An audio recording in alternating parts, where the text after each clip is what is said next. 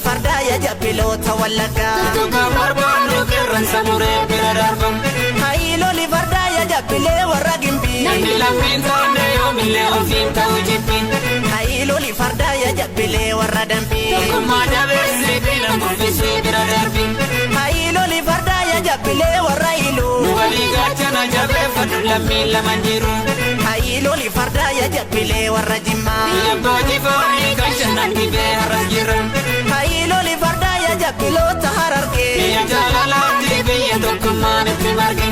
Hayilo li farda ya jabbiloota booranaa Uumaa kadhanna mirkaan galla milkoomne barana Hayilo li farda ya jabbilee warra gujii Oromoo seera qaba keenyuma wal bulchina nuti Hayilo li farda ya jabbilee warra arsii Samii walii tuutee dukaana yakkee dhaamsa dabarsi Hayilo li farda ya jabbilee warra baalee Saba garaanaa reebiin injifannoo Li farda